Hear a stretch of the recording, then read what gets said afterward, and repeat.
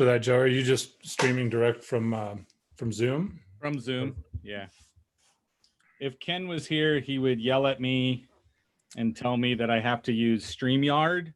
StreamYard, But vMix, StreamYard doesn't Restream. let everybody participate. Well, and yeah, StreamYard is still limited. It's a good program, but you're still limited on the number of places you can stream unless you pay the $40 a month. Yeah, yeah. And I'm out on that. And program. that's still only 10 people that it lets be on there with you if you pay the 40. Six people on the screen with 4 people in the green room that you have to cycle in and out. And I'm like, that's not going to work because let's be real. We all want to be on the same screen as Kenny Brooks. Yep. Let's be real. That's what we're doing. Screenshotted. All right, I'm going to go ahead and start kicking off. We're live on YouTube as well as on our Zoom call here. So Facebook is not being responsive again. So I have to create a bogus account like Luigi told me. So when you guys, this is what I want to do. I'm excited today because this has been, I get to talk to a guy now. I've been bugging him for a month now. So he's like, dude, shut up. But Kenny Brooks is somebody I use to this day in my training classes to say, look, when you are prepared to make a sale and talk to people, if you know your stuff so well, then nobody can get one past you. Okay. And my example forever was exactly that. Was let me show you what happens when you have become such a master in your craft, right? For me, I say you want to become a Jedi in sales. You want to be out there. So this man has done that. So I'm going to throw up what I want to first ask him this is that, so 2011, Kenny Brooks goes viral. Now, most people don't know the story. I was lucky enough. He was on my buddy Mo's podcast already. And so I got to listen to a little bit. So I just want a condensed version. I don't want to make him mad anymore, right? And get upset with what he's doing. But when I look at this man, for one, this is somebody I have an immense amount of respect for because of the amount of effort he has put into what he does for a living.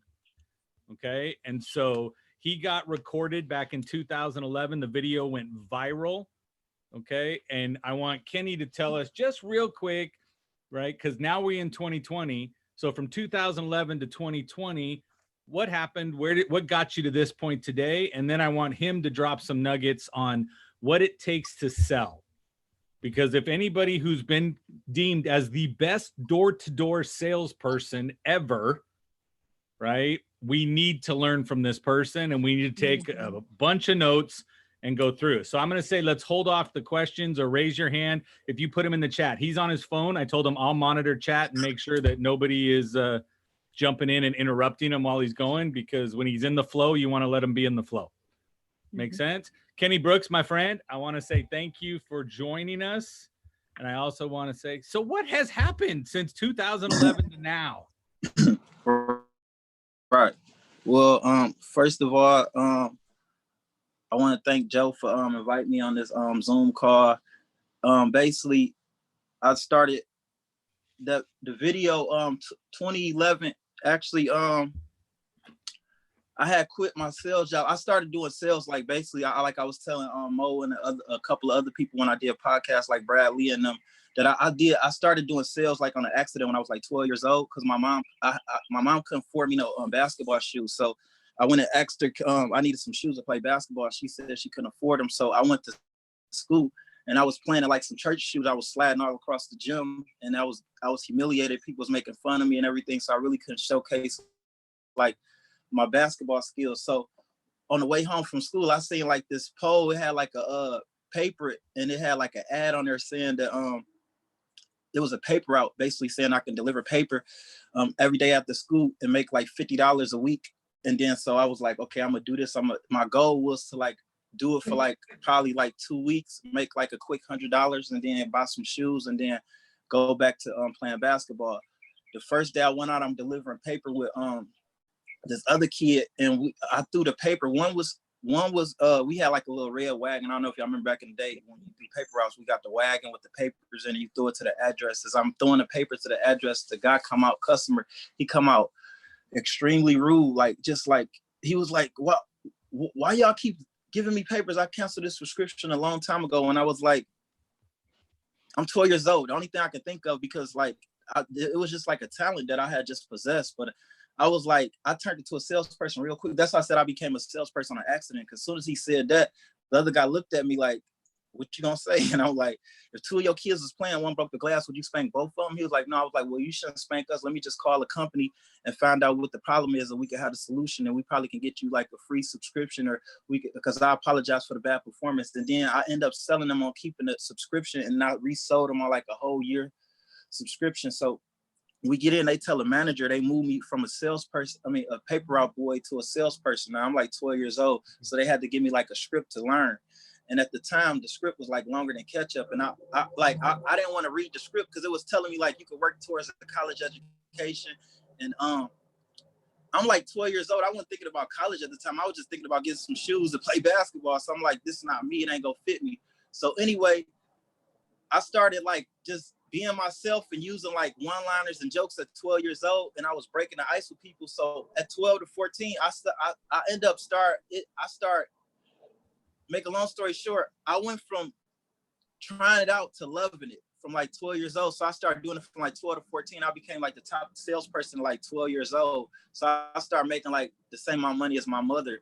Like I was making like $200 to $300 a week just based off of like just signing people up and selling them newspaper subscription. So then like after high school around like 2008 or 9, I got back into sales. That's when I did a traveling sales job where the video went viral. So I was like the top salesperson over here because experienced the best teacher. I had experience, but what I had experience with is I knew how to make people laugh and break the ice, because like as a little kid, I was like the black sheep of the family. No offense, I am black, but that's what they call me. I was like the black sheep of the family. And I was like a party going people person. I was class clown in high school. So I already knew I had personality, but what I didn't have like the knowledge of sales. Like, so I started reading a lot of books like Zig Ziglar and Dale Carnegie and like Og Mandingo, Napoleon Hill, all of these books. I started like reading self-improvement books. So I started teaching myself like the art of selling and like the principle behind a sale and how to greet people and like how to break the ice and personality. So I really started getting involved with like learning how to be a great salesperson from like the age of like 19 to 21. And like 21, that's when that video went viral. Like fast forward from like I got in sales like 2008 again, and then like 2010 I was like the top salesperson for like 2 years. So then like what happened was at the end of 2010, like around like January 2010, I remember briefly like yesterday, this one guy had beat me in sales, and he had worked the Indian reservation, and he was just talking mess to me because he like nobody was beating me. I was like consistent. I was just beating everybody, like blowing them out. Cause I was like my way of selling is like I was like, that's why my title was like door-to-door comedian, because I was selling people just strictly off personality. I had so many customers that had just bought and they didn't even know what they was buying just off of my approach and like one-liners and jokes. So anyway, this one day he beat me, and then I was like, where did you work at? He was like, I worked in the reservation. I was like, I bet you that I'm gonna go work that same Indian reservation. I'm gonna double your sales. So anyway, we was at Temecula. I don't know if y'all familiar with Temecula, California. We worked Pachinga. It was Pachinga. I remember like yesterday, it was a Pachinga Indian reservation. So they dropped me off. The first door I knock on, dude come to the door with a shotgun. He like, get off my porch, I'll blow your brains off. I'm like, God bless you, have a good day. And then so I walked off. He started following me with the shotgun. He was like, you knock on one more door, I'm gonna kill you. And I'm like, oh shoot. So I called my manager. I'm like, hey, you gotta come pick me up. This guy, he crazy, follow me with a gun. Tell me if I knock on another door, he gonna kill me. So anyway, my manager started laughing. He like, man, you the top salesperson. Yeah, you ain't never called me like saying that, you know, somebody following you with a gun. Like it was like the boy that cried wolf, because I never called like it don't matter. Like I didn't went like all day without a sale, and you know, sales is a mystery. I learned that from Zig Ziglar. The longer it takes you to get the sale, the closest one. I never called. I didn't have slow days where I didn't went like 6-7 hours without a sale, and then in 10 minutes I pick up like 15-20 sales just selling people Lamborghini fast. So but this day it wasn't like that. So I called him. He thought that, you know, I probably wanted to get moved. I was having a bad day. So anyway, he was like, well, look, I'm dropping the rest of your sales team off. Give me like 15-20 minutes. He was like, if he keep following you, just call the police if I don't make it in time. So anyway, while I'm on the phone, I guess the guy thought I was talking to the police. He ended up turning around, going back to his house. The next I'm walking, I get off the phone, I see this door, the door was open. So I was like, let me go knock on this door and I'm gonna just try to get some help because I didn't want to call the police. I just wanted to like see, like get some help, but I was really still in sales mode. Anyway, because I'm from Detroit, I'm like, people put guns out every day. I see that all the time. So, and they said tough times don't last, tough people do. So I wasn't really thinking. My mind was like, I was just like my mind was just equipped. I was just trying to win. It didn't really matter what was going on. That's how it was. I just had tough skin. So anyway, I go to the next door. A blind lady come to the door, and then she was like, I was like, don't shoot, just a chocolate funny kid going door to door. She was like, is you dark chocolate or you caramel chocolate? I'm like, I'm dark chocolate. She was like, you African American? I'm like, yeah. She like, you in the wrong neighborhood. I'm surprised my nephews ain't run you out this neighborhood because they father just got murdered by an African American. And I'm like, I'm sorry to hear that. So I started putting two to two together. I said, dang, I probably just ran into one of your nephews that pulled a gun out on me. But I didn't tell her that. So then she was like, so what are you selling? I'm like, I'm only selling good looks, charm, and personality, but this cleaner put the icing on the cake. And then she was like, you selling the cleaner? I was like, yes, ma'am. And then she was like, how many bottles you got in your bag? I was like, I got 4 bottles left. She was like, can you promise me if I buy these bottles in your bag, can you leave my neighborhood? Because I don't want nothing crazy to happen to you. I was like, okay, sure. So she bought all the bottles in my bag. So I leave her door. So now I'm calling my manager again. I'm like, look, can you come get me? I just emptied my bag. Just move me to another neighborhood. I'm still working. I ain't give up. Anyway, while I'm on the phone, he hung up. He's like, I'm on my way. They pull up on me, the same guy with the shotgun, and like, I guess he had like a whole entourage. Now it's like 5 guys on like 4-wheelers and everything. Like they come out with like machetes, guns, and knives and everything. He was like, you thought I was playing? Didn't I tell you don't go to another door? He was like, this brown native pride truck about to pull up. If you don't get in, we gonna kill you. So I start crying instantly. I'm like, oh, because they surrounded me, like, and I was like in a huddle. So they like had me surrounded. So I'm like crying now. And then a brown truck pull up, and then the dude rolled down the window with a sawed-off shotgun, and he pointed at me. He was like, get in right now before I kill you. And then so I'm about to walk in. I'm actually like walking like in a truck, like and on my way. I'm like probably like right with the door open. I'm about to walk, and I see like 3 unmarked police cars just come out of nowhere, like basically like just saved my life. It was like God was like right there.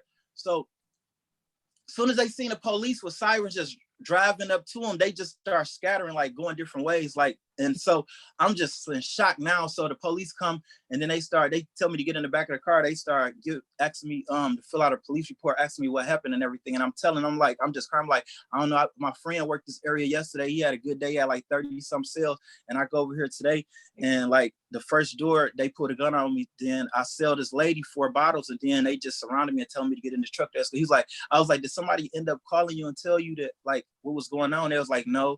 They was like, we happen to monitor this area because it's a lot of crime that's been going on in the last couple of days, like murder, kidnapping, and all this. And I'm like, dang, that's crazy. So anyway, to make a long story short, they take me down to the police station. I fill out a police report, and I had to do like a lineup, like to point the people out after I did my police report. They was like, do you remember the guys, how they look if we was to how you point them out? I was like, I remember like 2 of them. I remember the guy that rolled down his window and told me to get in. I remember the guy that was following me with the shotgun. Come to find out, them was the brothers that the lady that I end up selling, that was her nephews. They was brothers. Anyway, make a long story short, so I pointed them out. So my manager and them come pick me up. I'm crying. I'm just mad. Now I'm just cussing them out. Like, y'all got me out here about to die over selling a bottle of cleaner. But y'all should have been picked me up a long time ago. I'm like heated, like just going crazy. So anyway, to make a long story short, I was like, I ain't doing this sales job no more. Can y'all give me a ticket back to Detroit? I'll quit and everything. So they end up getting me a ticket back home. So this is like the end of January. I promise, like it's like almost February, because the video went viral. No, this is like December, I think. Yeah, it was December 2010. I remember. Yeah, it was December 20. It was like right before Christmas, because I got a subpoena in the mail like around like January 5th or 6th, and that was 2011. That's when the video happened. But this was crazy as how it even happened. So anyway, I go back home to Detroit. I spend like Christmas, my birthday, and everything with my family. They send me a subpoena right after New Year's to go back to California to testify against the people that did the crime. So I was like, I ain't really want to go because I really don't know about subpoenas and nothing like that. But my mother was like, no, you got to go. It's mandatory. You can get in trouble and everything with the law. Just go ahead. They said they're going to fly you there and fly you back. They're going to have you in witness protection, make sure you're secure and everything. So I go there. So when I go there, just like 2 weeks later, it's like the first week of January, probably the second week. I'm not for sure. I know it was like in January. So I go there. I'm getting ready to go to court. I'm going to the restroom after I go to the metal detector. I'm going through the metal detector. I go to the restroom. As I'm leaving out of the restroom, I see this big Indian dude. He's like, "Hey, you motherfucker." Then he go like this, excuse my French. He just go like this. And then I just run out of the restroom, and then I just run down, go through the metal detector, and I just run out of the courtroom. And then I'm on the phone, like just like nervous again, crying. I'm like, "Man, I told you this to set up. You got to get me back home and everything." She's like, "What's going on?" And I'm like, this guy, this Indian dude, he just like threatened me. He said he was gonna cut my throat if I testify, I guess, against his family or something. I'm at this gas station calling you right now. She was like, "Well, I don't have no money to get you back home." She was like, "Why don't you call the sales company, because they're in California, and see if they can get you back home." So I called them. So they end up bribing me to work this day. This was how crazy it was. They was like, "Okay, we're gonna come pick you up right now." They didn't even tell me that I had to go to work. They just told me that's gonna come pick me up, get me back home. So they come pick me up. They sell me on like, "Okay, we just looked at your flight to go from Detroit to California. It's like $500." They was like, "But what we can do, you could just go to work today," because they knew I was like killing when I was selling. I was making like $300 to $400 a day selling. This was like back in 2011. Anyway, make a long story short, they was like, "You could go to work today and you could use your sales to pay for your ticket back home." So my whole thing was, I'm damn near really stranded now. So I'm like, okay, I ain't got no choice. They was like, "We're gonna drop you off in a good neighborhood and everything." So they dropped me off in Tarzana. So the first door I knock on, he was like the Lakers doctor. He was like the doctors, like when they have physicals and everything, they get injured. He was like the old Lakers doctor when they had like Magic Johnson, Kareem, and all of them. So I sell him like 2 bottles and stuff. And he was like, "You pretty funny." He was like, "You ever thought about doing stand-up comedy?" I was like, "Yeah, I do stand-up comedy." I was like, "This is just a vehicle that's driving me to my success. It's a stepping stone." I was like, because they said that if you can knock on somebody's door that you never met before and make them laugh with your sense of humor, you wouldn't be afraid to perform in front of an audience. So this just helped me with my people skills. Anyway, so he was like, "Yeah," he's like, "That's pretty amazing." He was like, Jamie Foxx stay across the street. That's why I actually, I'm like, "What?" He like, "Yeah." I'm like, "This crazy." I was like, "Oh, I got to go sell him right now." So anyway, so I leave his door. I'm going across the street. I see like a Maybach pulling this gated, because his house was gated, but the gates start opening. So I run across the street real fast after I sell him. The gates start closing. So I get like real close to the gate, and the gates start opening back up. So once the gates start opening back up, I'm walking through the gate. I'm thinking in the back of my mind, like, "Oh, I'm about to sell Jamie Foxx." So on his intercom, he started talking. He like, "Hey, what are you doing? No trespassing, no trespassing." I was like, "COD." And he's like, "All right, 1 second." So he pull in this garage. Then he come back out on a golf cart. And I'm like, "Dang, it's Jamie Foxx for real." And then so he drive up on me, and then he like, wait, you trying to sell something? I thought you said COD. I was like, "Yeah, come on down." And then he started laughing. And then he was like, "Oh, not only is you funny looking." So we start cracking jokes on each other for like the first 3 minutes. Like we just start like just like joning on each other. So anyway, he was like, "Man, you know what? I like your personality. You remind me of myself when I used to be a salesman." And then he just had me get on a golf cart. Then he just gave me like a tour of his house, and he started telling me his whole life story, how he was like from like a small town in Texas, how he got adopted, and he used to be like a shoe salesman, and he did that to like pay for like he said that he actually like wanted to do like show business, and he said that he wanted to be a comedian. He said this was before. He just told me his whole story, like how his real name ain't Jamie, like he used that to, like, he was just telling me the whole story. So I'm crying as he's telling me this, and he's like, "What's wrong?" And I was like, "It's crazy because like I wasn't even supposed to meet you today." I was like, I had just quit my sales job like a couple of weeks ago because I had got kidnapped by Indians. He started laughing. He was like, "Indians? Well, you was at 7-Eleven?" I'm like, "No." I was like, I worked like the Indian reservation because my friend had worked it and he had beat me in sales. So it was like competition more than. And then he was like, "Let me tell you something." He was like, "Everything happened for a reason." He's like, "Just don't give up." He was like, "You gonna go." He's like, "I'll show you somebody that have adversity. I'll show you somebody that didn't give up and they successful right now as we speak." And then he was like, "Let me tell you this one last thing before I leave." Now look, when I was talking to him, it's crazy because like, he was on his way to come, like he was on this break. He had drove home, like, because he said he was shooting the movie The Django. I don't know if y'all remember that movie, The Django. He was shooting that movie, and like, so happened he had to stop home for a minute. But he was telling me like right before, like he even told me about he was shooting the movie. Like, "Let me tell you how life worked." He was like, "Whatever you're looking for you." He's like, "I remember I was about to give up when I was a shoe salesman because I wasn't getting sales either." And he said he knocked on this one guy's door in Hollywood, and he said he was having a slow day. He wouldn't get no sales, and he said he sat on like the corner. He said he used to quit like 3 times a day, and he said he just used to like just think like, oh, should I do this? Should I not? Should I do this? And then he said that the only reason why he kept going because he really like he was an aspiring comedian. He wanted to give up on his dreams. So he said that he just something told him like just keep going. He said he knocked on this one dude door, and he said the dude didn't buy his shoes from him, and he said that he was like, you know what, I got a better idea for you. He was like, I'm doing an audition for A Living Color tomorrow. He was like, I think you're really talented and you will make the cut. And he said that he went and did the audition, and that's how he blew up. And I'm like, that's crazy. So right after he told me that, the next door, the lady come to the door with a camcorder, and that's how that video was made. Like right across the street, like I'm talking about, like right next door from Jamie Foxx, that's what a lady filmed me. Now this is the tripped out part. Like I get to the door, lights, camera, action. That's why like people when they see the video, still to this day, I be doing all type of interviews and everything. They be like, man, that video was phenomenal. They was like, was that a setup? I'm like, no, that was a one take Jake. Like as soon as I knocked on the lady door, it was lights, camera, action. Like, and I tell them like before the video, you know what I'm saying? I sold Jamie Foxx. Anyway, to make a long story short, so if I fast forward, the video go viral. Now I'm still going door to door. I'm going door to door for years now, because it's like 2011. Like, what's crazy is that I'm going door to door and I got a viral video. Like at the time, I told my it had got like 2 million views within like 3 hours. People was telling me. Now I fast forward to like 20. Like this whole time, I'm like still going door to door. Like the company knew that the video viral. I didn't, because this around 2011. I really didn't know about social media.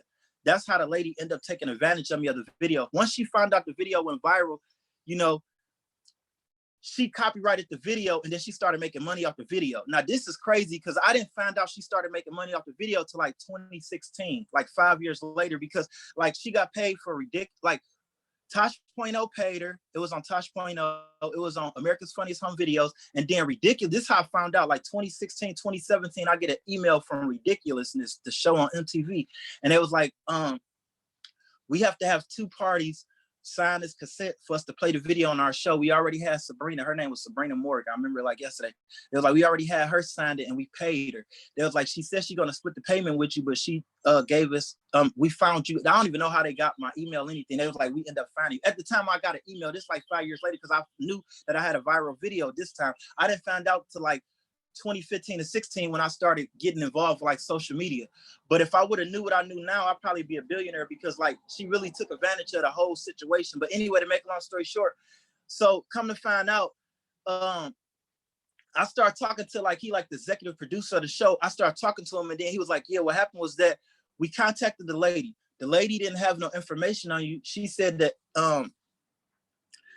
she tried to look you up, and they had an article that you got shot by your brother or something in California. You was dead. So we really was basically was just gonna, we pay her 20 grand to use the video. But then I guess you must have sold somebody that used to work for our production company, and they said that you was still alive. So we end up getting your email, because I had a Facebook and everything now, and I had like so they end up finding me. So anyway, they gave me our contact information, and I end up contacting her. So I was about to get an entertainment lawyer and everything in sewer, because like at the time when I found out, the video had like 300 million views. Now it's like 2017 now. The video got like, and like I'm in Hollywood now. I work with like a lot of social media people. Like I mess with Logan Paul, Jake Paul. They make like $1 million a month just off of YouTube, because like once you get like 1 million views, you get like $2,000.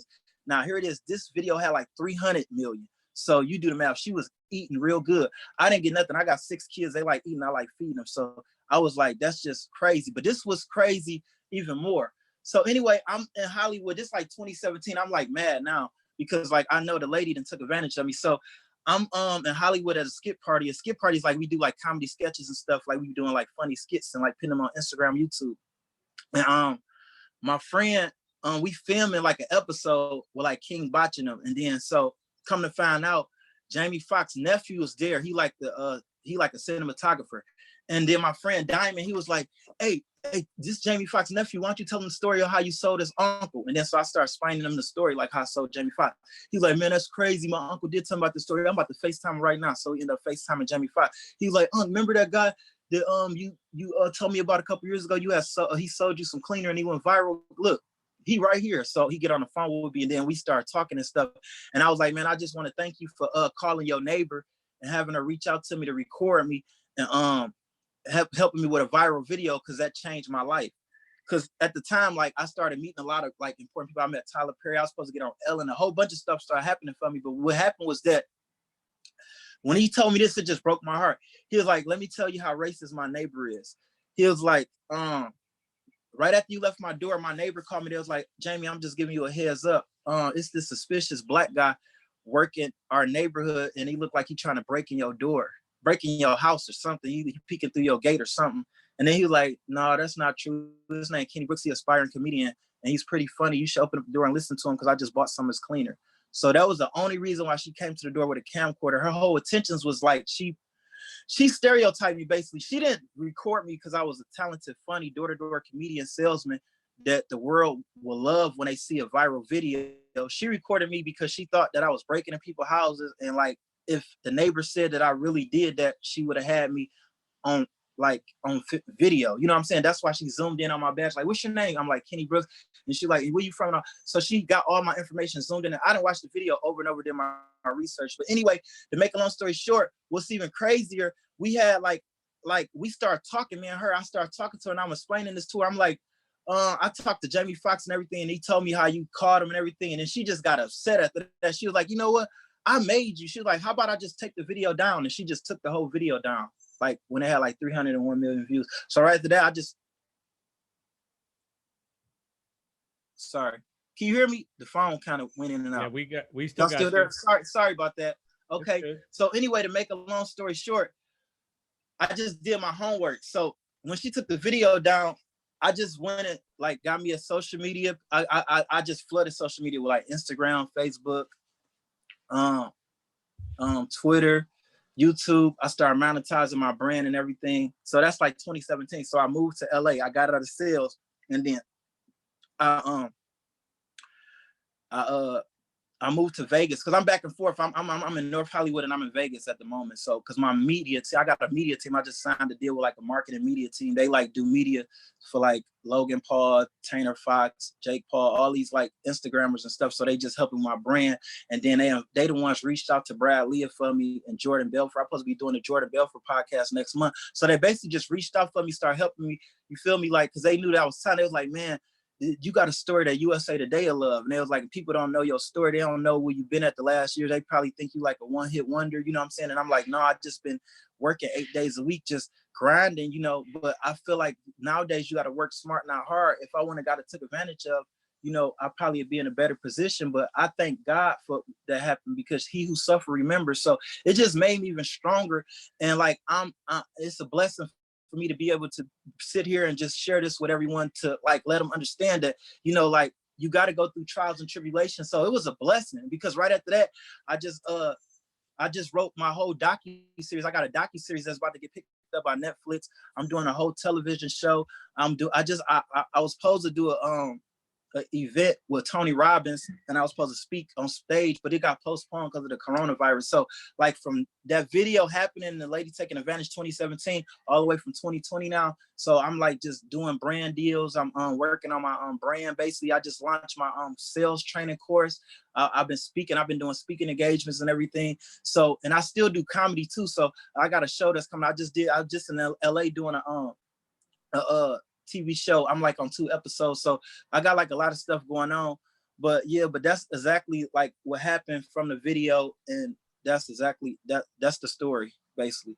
But like when I was on Brad Lee, I was telling him like, one thing I loved about door to door is that like, you find yourself, because like, I learned so much stuff. Like, I learned how to deal with adversity, you know, like it's 90% mental and it's 10% physical. So like, you just got to be strong. You got to be stronger than the Holy Ghost, you know, because if you can go door to door and you uninvited guests and you pop unexpected like a premature baby, and you greet the day with love in your heart, because somebody is always going through something. If you put your problems on the table and somebody else put their problems on the table, and you say their problems, you probably you'll pick your problems up. So you never know what somebody's going through. And that's what I learned as a door-to-door salesman. And now I'm able to tap into the real world, and like, I'm stronger than I was like when I first started, because experience is the best teacher. And like, I gotta like, I was telling Brad Leah, like I knocked on one lady. That's why I said that I will love. I can't wait. I've been working on this show for so long, my own TV show, because I got so many episodes of what I went through, and I made it funny because laughter is the best medicine for the heart. And like when you can branch that with like everyday life skills, and then you could just like give it to the world, and you can bring laughter with adversity and what you're going through.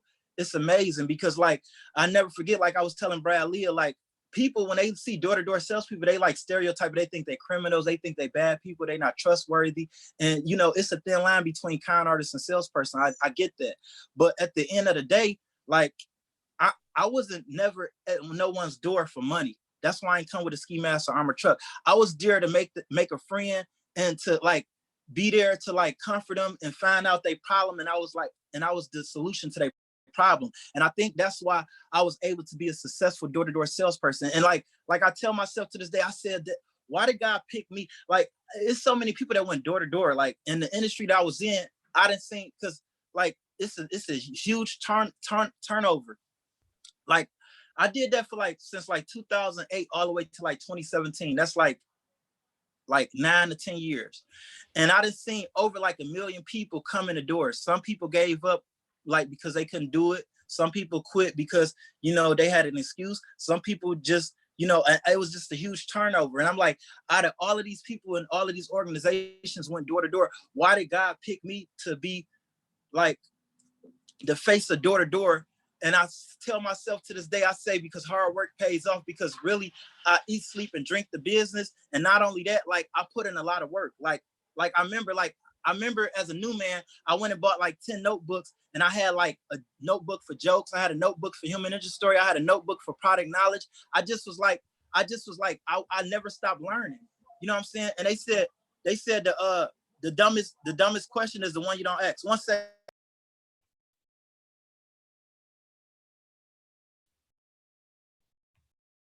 So my question is, who wants to buy cleaner right now? Because you got everybody gonna be out here buying cleaner, going, just give me a bottle, Kitty Brooks, give me a bottle. Does it cure Everybody out here COVID-19?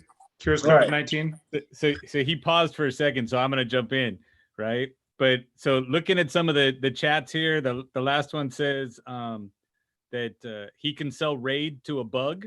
Okay? Right. So you can write that down, right? Right. But you got a whole bunch of people just going crazy saying you need to be on America's Got Talent. You got to get yourself out there, because the message is inspiring when we hear everything that you went through to get to this point. I mean, dude, it's flat out insane what happened. And several people said we need to see the Kenny Brooks book, right? Right. Yeah, that book that's going to say, look at the shit that I swam through to get here. Right. You like Shawshank Redemption, bro. You went out the wrong way through the shit tunnel to get there, dude. That's impressive. That's right. So what are you doing now? So you got everything locked up. You got a sales training thing you said coming up, right? Yeah, I just launched a sales training course. It's called it's my sales training course. I've been selling it, but like I'm like critiquing it right now. So I'm putting everything, because like I just launched over with Brad Leah to Lightspeed. So, but yeah, I launched it like probably like in March, like a month and a half ago. It's been doing pretty good. It's crazy. It's real valuable. It's Kenny-Brooks.com. It got like a lot of value to it. Like, and see, sales is universal. So it don't matter if you do real estate, you do telemarketing, you do door to door. You know, like anybody can learn from it, because number one, like I got 100 of my favorite one-liners. Then I got like persuasion versus persuasion, because it teach you persuasion and persuasion, how you set up a customer, you know, like with the buying signals. I got micro commitment, how you commit someone. It's so much. It's like 25 to 30 videos, and then it's so much knowledge. Then I just got stories on how if you don't give up, this will happen to you. So it's so much that you can learn from it, you know. So, but it's amazing. It's pretty awesome. Dude, yeah. I found a brand new drinking game. Okay, just by watching this. The drinking game. I got it. I know what it is. You go on YouTube, and everybody got to take a drink when he says, to make a long story short. Right? When he says that, everybody got a drink. We'd all be hammered right now. Dude, I got people in here going, don't give us the short story, man. Keep talking. Keep talking. Right, Yeah. right. Everybody vibing right there with you. So Man, that's appreciate it. fantastic. So so if you had to pick just one thing out of this sales course you're putting together, give everybody that one nugget that you say, this is the first thing you got to do. Is it a micro commitment? Is it you got to get the pre-suade instead of the my favorite that I will put that will always work for me is called it's called a triangle sale. And it's basically off a referral. Like, cause like sales is a numbers game. And I use that basically because like I just got off the phone with someone yesterday and I was training them yesterday. They did like a Zoom call and he wanted me to train this company because he like, man, it's this quarantine going on. Everyone is at home. I'm trying to sell at home. And what's the best way to sell businesses at home? And I was like, well, in my course, I said, I'll give you a sneak peek. I got in in my course, one of my favorites is called the square sale. And how I used to do it is basically referral. I'll be like, blame it on your neighbors. They said you was harder to catch than my ex-wife boyfriend. And they'll laugh, right? And I'll be like, you know, and they'd be like, a lot of your neighbors, they said, they sent me over here. They said you was cooler than the other side of the pillow. And then I'd be like, after I sell them, this would the square sale, the triangle sale come in. It's basically like, I'm selling two people back to back, and then I'm selling a person directly across the street. Now it's with door to door, but it worked for like telemarketing, real estate. It worked for anywhere because if you answering the phone and you can use these lines and these techniques, he called me back today. I was like, man, you got to send me a video testimony because he's like, man, it just actually worked because he don't go door to door. He just used what I use on the phone because if you in Rome, do as a Roman. But anyway, to make a long story short, here we go again. I said it again. Yeah, we got to drink. But anyway, so I was like, when I usually sell this person, I'd be like, well, who's your neighbor next door? Oh, that's Karen. No, not Karen. I sold Karen. Oh, that's John. And then so what I do is I go next door. I'll be like, how you doing? You must be Karen. Yeah, blame it on your neighbor. They said you was cooler than the other side of the pillow. And then they'd be like, so as I'm talking to her, I just got two references. I just got a sale from Jeff. And then he just gave me Karen and he just gave me John. Now, right before I leave Karen, I'm telling her, look, I'm in a hurry like Greyhound. Can you bring in the check next door? And so as they bring in the check next door, I'm like, how you doing? You must be Karen. And they was like, yeah, how do you know my name? And then she'll see her neighbor. She'll see her neighbor bringing me the check.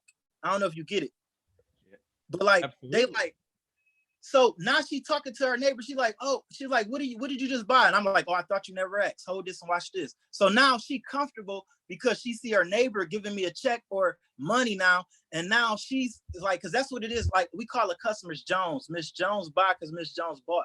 And I always say that a referral plays a big part because a burglar is not going to use a referral or references. I ain't never seen a criminal use a reference to do crime. I ain't never seen a burglar be like, oh, you know, John?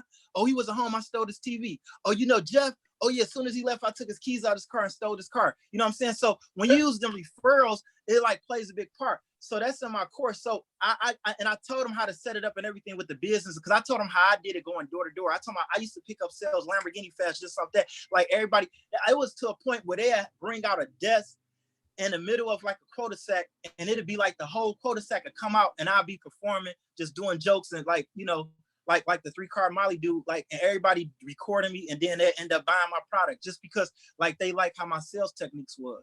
But that's my favorite right there because I got majority of my sales just off that, and that's called the triangle sale. So that was face-to-face actual testimonial videos. Exactly. I mean, at that point in time, you were like, bring me the money. And then they go, okay, so your friend is actually, your neighbor is handing me a check, right? Which is more validation in the quality of the product and the presentation than anything else. That's just exactly phenomenal. The thought process that had to go with that. I love it. I love it. So yeah, it'll get to the point where they help me sell. They like, as soon as they bring it out, they was like, oh, he ain't show you what it did on the tile grout. You ain't see what it did to the carpet. And I'd be like, oh, you should go door to door with me, Mom. We'd be salt and pepper. We can tag team everybody. Cause like now you helping me get the customer involved, and they like, oh yeah, I gotta listen to her because like she just bought your product and it's my neighbor, and I trust her. You know what I mean? So right, the fear of missing out before it ever became FOMO. Right. I love it. Right. Yes, sir. So here's what I want to do right now. So you guys, literally, this has been like jumping on a freight train and trying to hold on from the outside. right? It's been nonstop as we go through, and he's provided a bunch of value and he used humor. So you know exactly that's what I enjoy the most is Kenny's humor and his ability to bring up the real and what was there. So my question to you guys is, who has questions for Kenny Brooks? Mo Rock, go for it. Thank you very much, Joe, and thank you very much, Kenny. My question is, first of all, your story is so inspiring, and I remember coming across your video many years ago. So it's nice to have you here. Appreciate I was actually talking to Joe about this yesterday. I think that everyone should do door-to-door sales at some point in their life because the grit and tenacity that you develop from doing it. So my question is, for people that may have not done it, how do you translate that grit that you learn naturally? How do you instill that in other salespeople?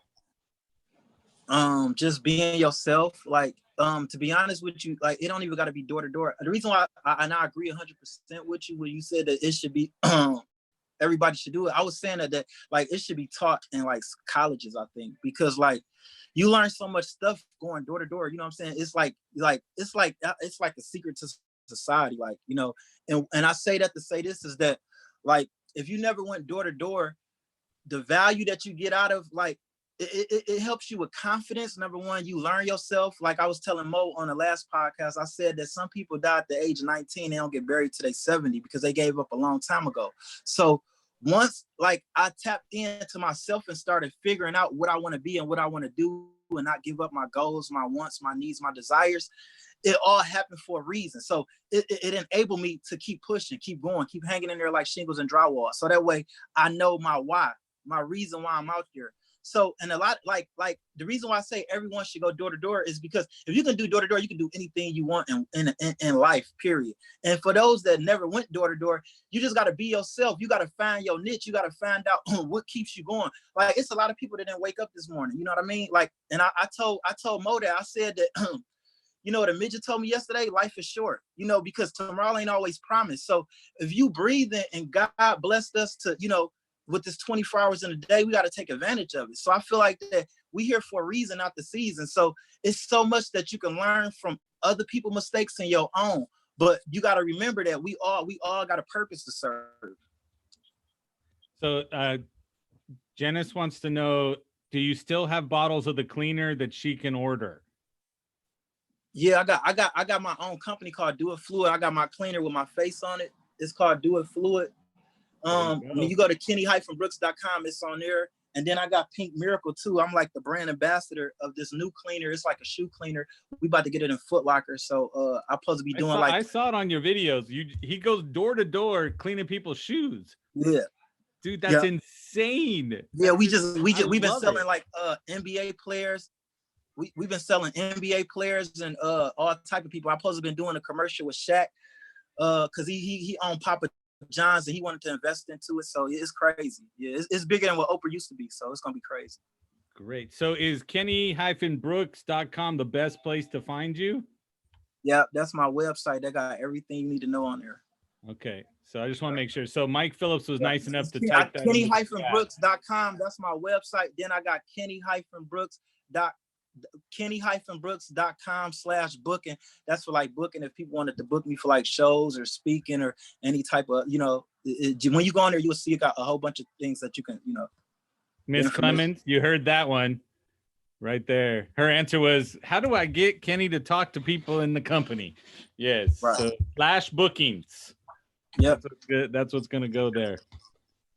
So anyone else got a question for Kenny Brooks? It's not often you're going to get a man of this caliber that's going to be able to sit down and say, well, let me answer your question. Mike Phillips.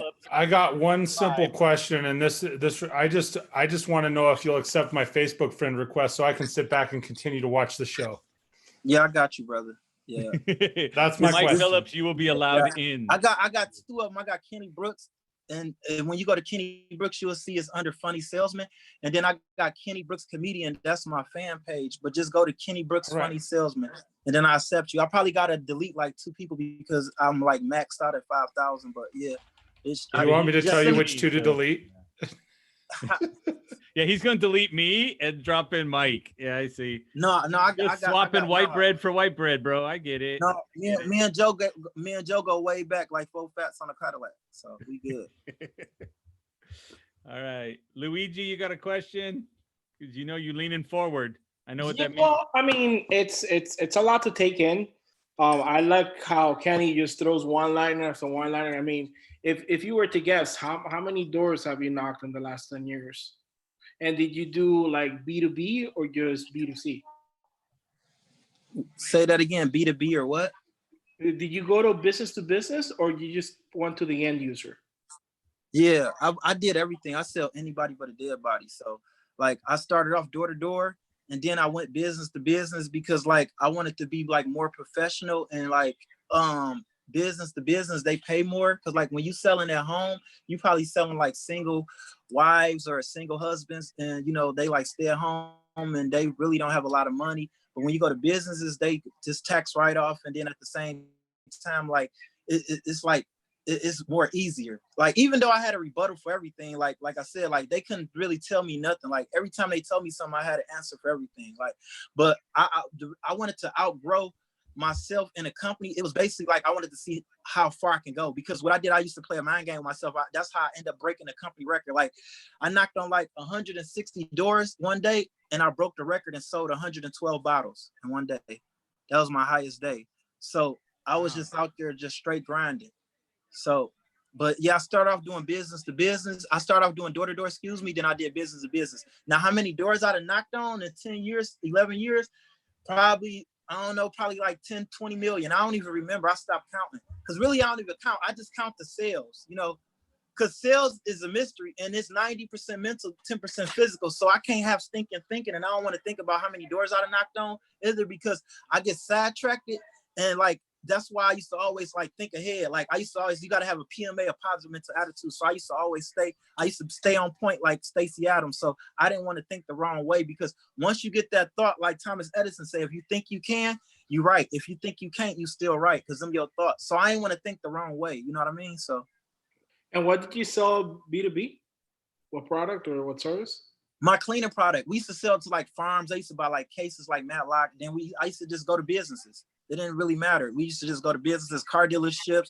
I used to sell them cases there, and they used to only just buy a case because they wanted me to talk to their salespeople in a meeting. So I used to do a lot of car dealerships because they really was a fan of my video. So, but I used to go to like a lot of basically meetings and stuff. Like a lot of meetings. I get sales, and then they'll book me on like a meeting to come back, because they be like, man, we play your video and our correlations, so it don't matter if it was like, but like we used to go to all type of businesses. Like, okay, but it was the same cleaning product. Okay, what has there ever been a person that's left you speechless, or an objection that you haven't been able to answer? Nope. Only one that left me speechless and an objection I wasn't able to answer, it was called a rejection.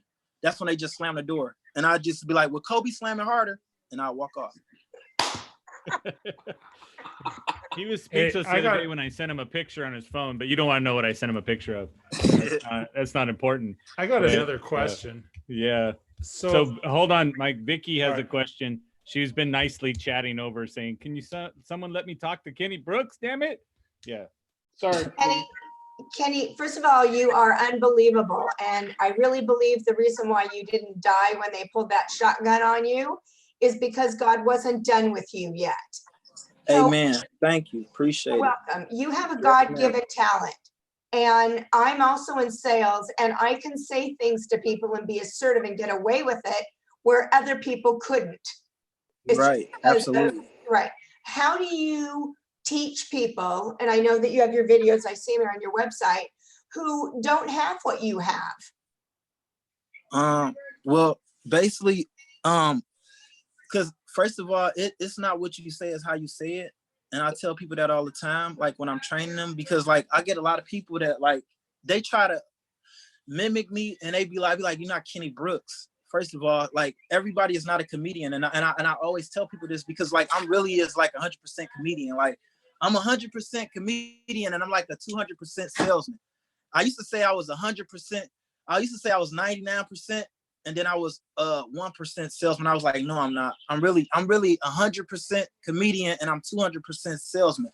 And I say that to say this is that, like, when they not me, I just tell them to be they self. But it's all about making a friend, because it's so many, like we got friends that we just know how to make them laugh, have a good time, and get them to love us, get them to like us, and that's what it's all about. You know what I'm saying? Right. Once you get someone to love you or like you, then that's when they trust you. That's what I tell everybody that I train. I say, look, you never get a second chance to make a first impression. So once you get someone to love you, they're gonna open up their purse and tell you to jump in. Now, like I got personality is always going. Like I know how to break the ice. I even say corny stuff. I'd be like, how much do a bear weigh? Enough just to break the ice. My name is Kenny Brooks, you know. And then once they start laughing, I'm into it, you know. But I got corny stuff too. Like some of the stuff that I say, I'd be like, dang, if I was in Detroit right now with my friends, I wouldn't even be able to say this.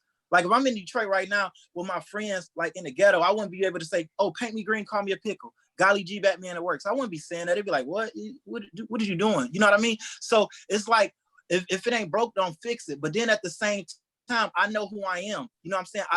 I know what's been working for me all the time.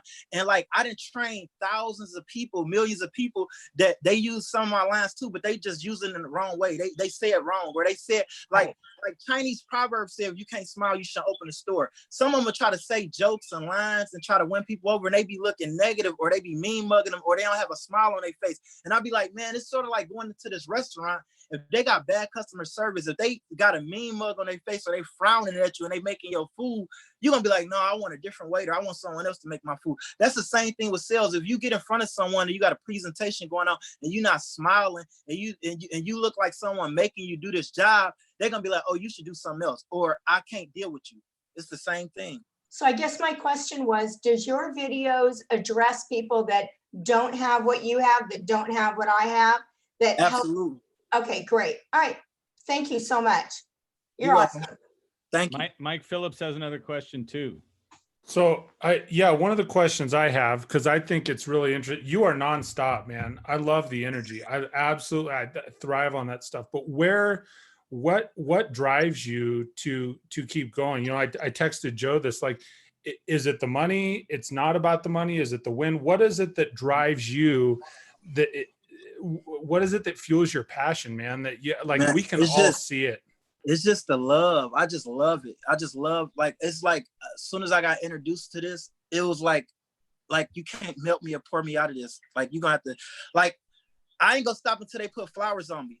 And at the end of the day, it ain't even about money, because like I don't look at everything as money, even though I do need money. People need money to survive, but I feel like that whatever you're looking for you. And I know, like, long as I do my part and I pay it forward, I know the Lord gonna bless me and my family at the end of the day. So I don't do it's a lot of stuff you really can't do for money nowadays anyway, because like when we all go away, we can't take none of this with us. You know what I mean? So I just do it for the love. Like, I love helping people, and I gotta remember someone helped me, someone trained me. Like, I didn't come out like this. I sat in seats like everyone else. I was new before, but what happened was that, like, even a dummy know to buckle up. Like, I felt like when I was new, I felt like that when they was teaching me, they was only talking to me. Like, I felt, and I just took all the information. I took the meat and spit out the bones. So now I'm able to give back. Like, so if someone, I just love teaching it, and I just do it because of the love. Like, at the end of the day, it's all love. So I know that I know I'm gonna get the blessing right back. It don't matter if it's next week, next month, a year from now. I know it's all gonna come back to me. Like, when a lady took advantage of me, I still love her to pieces like Reese's. Like, I don't hold no grudges. I just know that the Lord gonna bless me.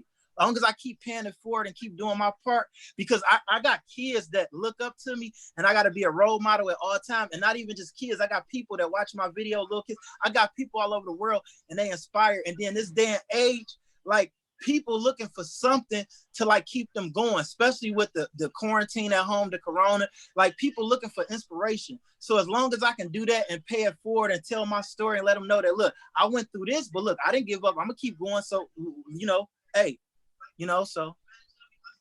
Good, man. Thank you.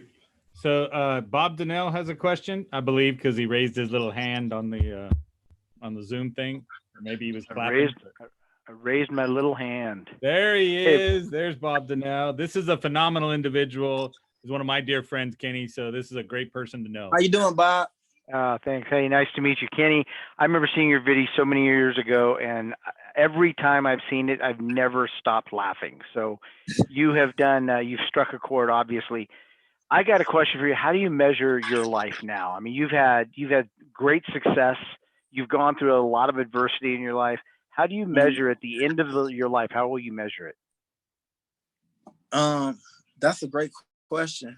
Bob does that, bro. Right Bob now, does those great I questions. just measure it on like what's next, like, and then I gotta have something to fall back on, like a legacy for my kids. So long as I like I just stay hopeful, and I just look at everything that happened until where I'm at now. I just know that I ain't where I want to be right now. I got a long way to go. So long as I got a long way to go, that's how I push I got 2 teenagers right now. Like I got a 14 and a 13-year-old, and I'm pushing them to like be better than what I was. I don't want them to go through the same thing I went through. So that's how I measure my success right now, because I know that I got a long way to go, and I'm not nearly where I want to be right now. Like, and like, see, success is like a state of mind, because like my kids asked me this the other day when they was just visiting me. They was like, if you had $1 million, would you say you successful? I'm like, no, I just want to have peace of mind. And I want the things that money cannot buy, you know, like happiness, you know, loyalty, integrity, you know, saying principles, you know, I just want to be happy. I want to just be at peace. But if I got all of that, I know that I'm successfully secure. So I know that money at the end of the day, I'm gonna have it. I'm gonna be financially stable. I'm gonna be good. But I do this all for like my family. I do this because I know where I come from. You know, I come from the struggle. Like they say, the smartest people don't come from Harvard and Yale. They come from adversity, you know? Amen. Amen. Well said. Well, Kenny, I just want to tell you how much I appreciate you and your story. Just keep your head up. Just keep moving forward. You are crushing it in so many different areas of life. So congratulations, sir. Thank you. Fantastic. So remember, everybody wants to buy a cleaner like Ken, who's asking me questions on YouTube, right? It's kenny-brooks.com. And you can go buy the pink one. You can buy the green one. You can buy every color Kenny one said. too. Yeah. I didn't see it on that website. Is there a website to buy it on? Say that again. I didn't see it on the kennybrooks.com website. I only saw about your videos. Is there another? You went to Kenny-Brooks. All right. Well, I'm gonna shoot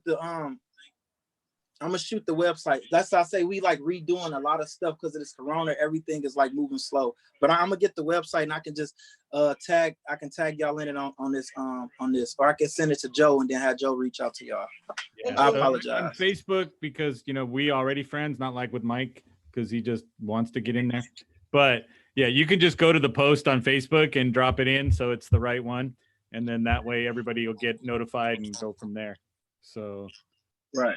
But all right, any other questions? Because Kenny Brooks got a day to get back to. I appreciate you, brother, like nobody's business. I thank you for coming on and spending time with the crew. And yes, sir. Appreciate you. I mean, the actual comments are blowing up from people. Brenda Jones is like, oh my God, thank you so much for the invite, because now I need to go do something else, because evidently everybody's online doing kid stuff, right? Lisa said the same thing. My buddy Christopher Roush is over there going, you are raw and you are right. So that's just where it is. Now he said rock at the end, but raw rock, but I didn't like that. So we're going to go the other way, right? He can't say nothing. I got the camera, right? Right. So Mike Phillips is just impressed with you as a human being. So that's a definite. I appreciate y'all for this call, man. Thanks for just letting me tell my story and like inspiring others like I got inspired, you know. That's what it's all about. Yeah. If we could actually put you in a can, right, then we could actually outdo Monster and Red Bull and everything else, because the energy flowing through you is amazing. Right. Appreciate it. Especially all us old people. Over here damn, how do you do that? Hey, thank you, Joe. This call was amazing. Thank you a lot, Joe, for putting this together and letting us all get all this value as a community service, not charging anyone to provide this value. And I really appreciate that, Joe. You're really doing an amazing job with these calls. And thank you for allowing all of us to be part of the community. Thanks, man. I appreciate you all. Again, everybody, even with your cameras there, just give a little clap for Kenny Brooks. Thank you. He Right can't on. see you. He's on his phone. He just sees me. But they Right, clap. right. Clap, clap. When you watch Right, it right. later, We're it'll be all like, clapping. oh, look, yes. So, It All did right. all happen. right, perfect. Thank you, everybody. Have a great day. Again, thank Thanks, you so Joe. much, Kenny Brooks. All right. Thank you, Thank you, buddy. Kenny. Nice to All see right. you. Kenny, thank you. Later, Joe. Thank you. Appreciate you, All brother. right. Later on, guys. Thanks, you Bye-bye. guys. Thank you. Nice job. Thank you. Bye. Who has? If you don't want to go, raise your hand. I don't want to go. Where are we going? I don't want to go either. I don't know what somebody's watching. I'm on another call myself. Oh, I'm doing another Scott, call at the same tell him time. you don't want to go, Scott. Tell him no. I don't want to go. I We're have doing to role go. playing. I'm doing role Thank playing. you, Joe. Nice. Thank I'm you. gonna mute Bye, myself. Gary. I'll see you Big later. Big Jones. Bye, everybody. All right, guys. Have a good night. Good night, Mikey. Night, Mike. Later. Peace. So- Be good. Be good. We're gonna have to end the meeting so Mo can get off because he just walked away, left his screen on. So be good. I appreciate y'all. Peace.